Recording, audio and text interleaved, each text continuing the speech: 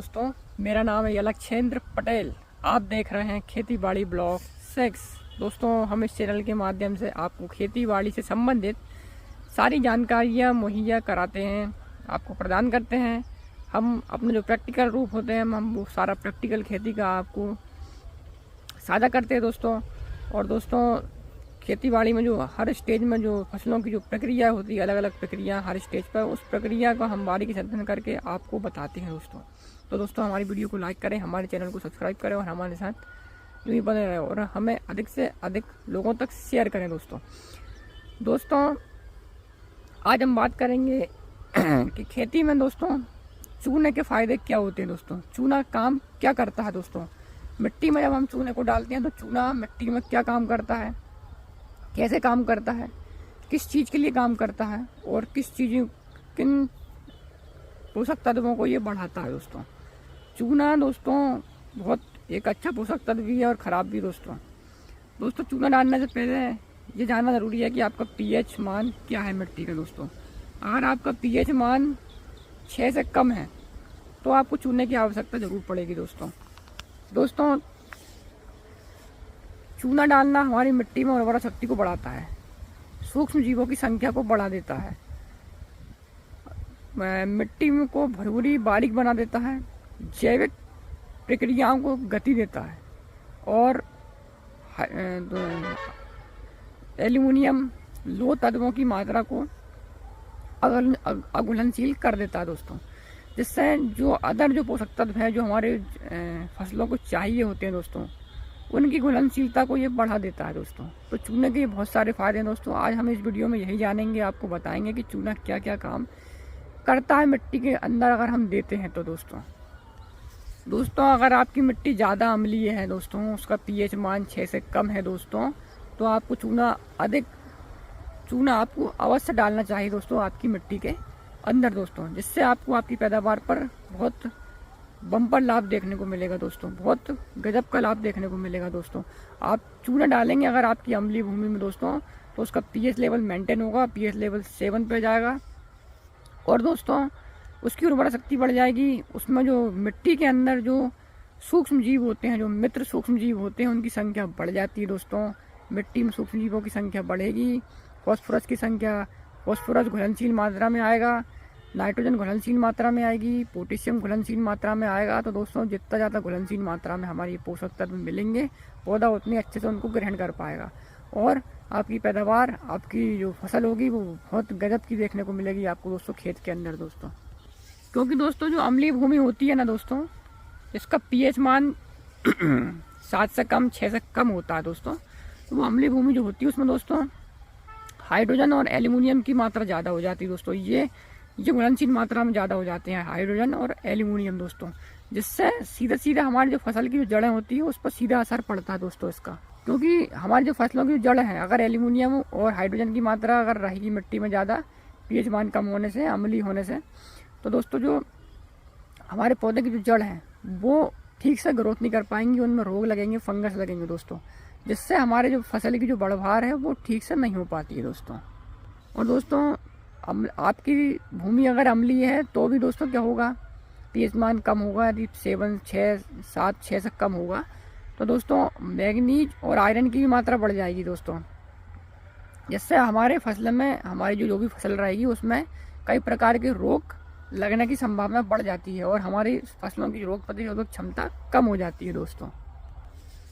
और दोस्तों, आपकी भूमि अगर अम्लीय रहेगी, उसका पीएच मान 6-7 से कम रहेगा, तो दोस्तों उसमें फास्फोरस और मोलिब्डेनम जो तत्व होता है दोस्तों, जो हमारी जड़ों को विकसित करने का काम करता है, हमारी फसलों की जो जड़ें होती है उसको विकसित करने का काम करते हैं। तो दोस्तों फास्फोरस और मोलिब्डेनम की घुलनशीलता यानी कि सोलबिलिटी कम हो जाएगी, वो घुलनशील मात्रा में नहीं रहेंगे, वो मिट्टी में पड़े रहेंगे और वो सिर्फ शून्यता प्रकट करेंगे, मतलब वो कोई काम नहीं करेंगे हमारे पौधों के लिए मिट्टी में, क्योंकि जब वो घुलेंगे नहीं तो वो हमारे पौधों में पहुँचेंगे कैसे दोस्तों। तो दोस्तों, और ये आपकी मिट्टी अम्लीय मिट्टी है तो आपकी फास्फोरस और मोलिब्डेनम की जो घुलनशीलता है वो कम हो जाएगी, जिससे वो मिट्टी में पड़े रहेंगे, फालतू आपके पौधों तक नहीं पहुंच पाएंगे दोस्तों। और दोस्तों, आपकी मिट्टी में अगर यदि आपकी मिट्टी अगर अम्लीय है तो दोस्तों मैग्नीशियम, कैल्शियम की और पोटास की दोस्तों और बोरोन, इसकी कमी आपको देखने को मिल जाएगी दोस्तों। क्योंकि कैल्शियम, मैग्नीशियम, पोटास और बोरोन दोस्तों ये क्या करते हैं, इनका काम जड़ से लेकर आपकी आखिरी स्टेज जो दूध जो दाने बनने तक की प्रक्रिया होती है उनमें सब हेल्प करते हैं। एक साइकिल रहता है दोस्तों, क्योंकि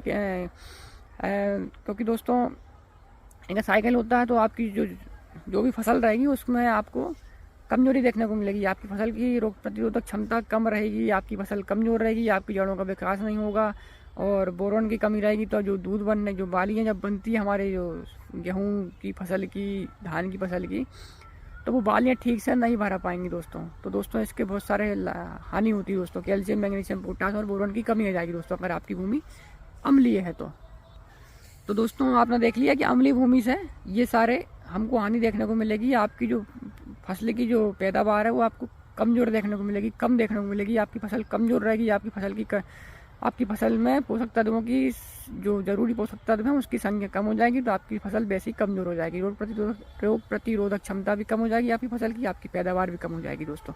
तो दोस्तों यहाँ पर चूना बहुत काम करता है दोस्तों, इसीलिए हम खेतों में चूना डालते हैं दोस्तों। हमारी मिट्टी का परीक्षण कराइए दोस्तों, उसको अनुसंधान केंद्र में, आपकी जो भी खेत की मिट्टी आप उसको लेके जाइए आपके अनुसंधान केंद्र में और वहाँ इसकी जांच करवाइए दोस्तों। अगर आपकी मिट्टी 6-7 से, उसका पीएच मान 6-7 से कम है तो आपकी मिट्टी अम्लीय है।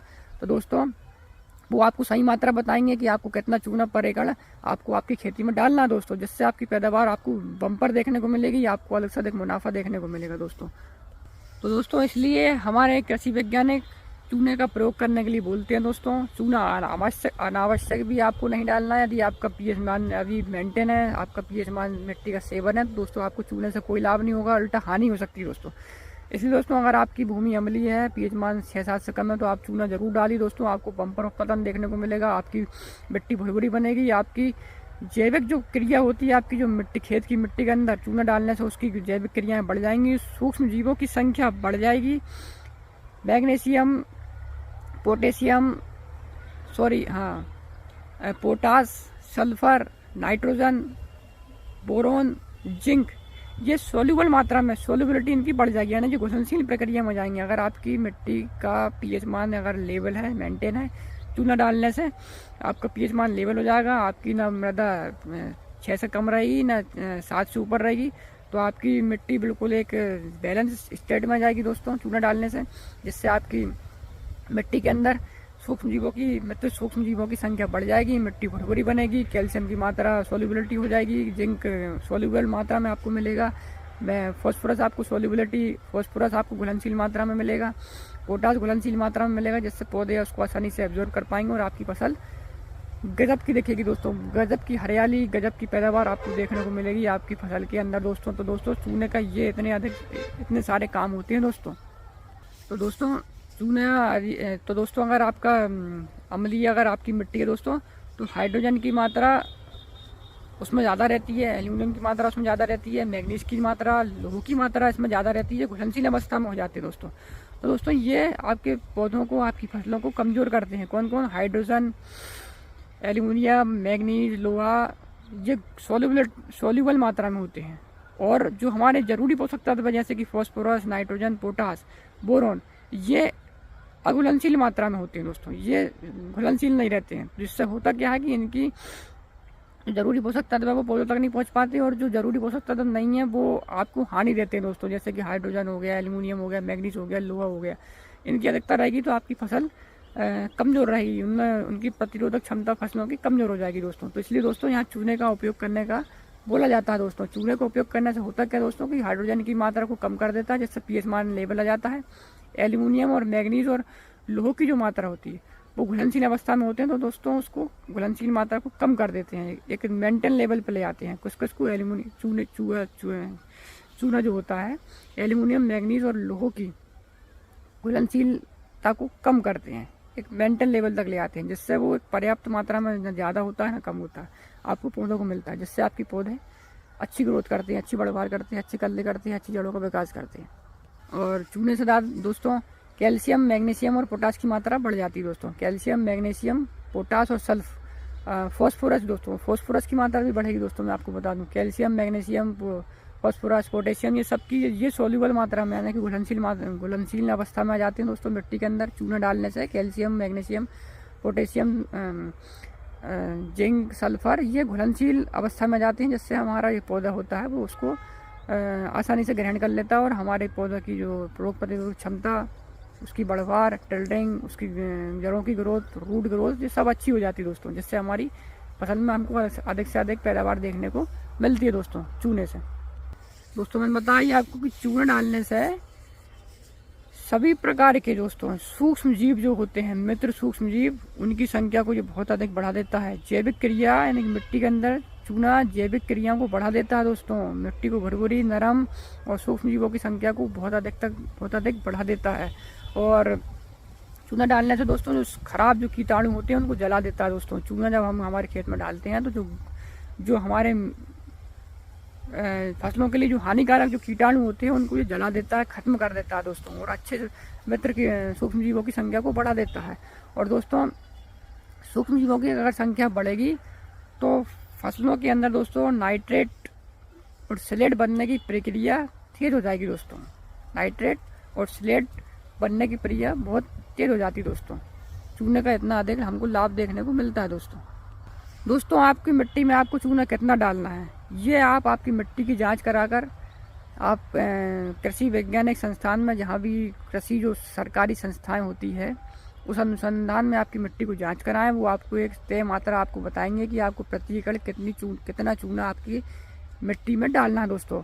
अनुमानित दोस्तों कि लगभग यदि आपकी मिट्टी अगर अम्लीय होती है तो मैं आपने एक तजुर्बा बता रहा हूँ कि लगभग 10 से 15 क्विंटल तक आप चूना आपकी एक एकड़ में खेत की भूमि में डाल सकते हैं दोस्तों। परंतु मैं आपको फिर से बोलूँगा कि आप आपकी मिट्टी की जांच कराएं और वो वैज्ञानिक आपको बताएंगे कि आपको प्रति एकड़ कितना चूना आपकी मिट्टी में डालना है दोस्तों। मेरे हिसाब से दोस्तों 10 से 15 क्विंटल प्रति एकड़ आपको डालना चाहिए चूना मिट्टी के अंदर। और एक बार आप जब डाल देते हैं 10 से 15 क्विंटल तो आपको 4 से 5 साल तक दोबारा चूना नहीं डालने की आवश्यकता पड़ती दोस्तों, क्योंकि दोस्तों वो 10-15 क्विंटल प्रति एकड़ एक बार में आपकी पूर्ति को पूरा कर देता है दोस्तों। तो दोस्तों आप 4 से 5 साल तक आप इस खर्च से बच जाएंगे दोस्तों। एक बार आपको लंबा खर्च करना पड़ेगा, उसके बाद आपको 4 से 5 साल तक आपको खर्च नहीं करना पड़ेगा चूने पे दोस्तों। तो दोस्तों चूने के अनगिनत लाभ हमको देखने को मिलते हैं चूना डालने से दोस्तों। मिट्टी में अगर हम चूना डालते हैं हमारा पीएच मान मेंटेन रहता है, ना हमारी भूमि क्षारीय रहती है ना अम्लीय रहती है। तो दोस्तों होता क्या है कि इससे हमारी जो जरूरी पोषक तत्व है सल्फर, जिंक,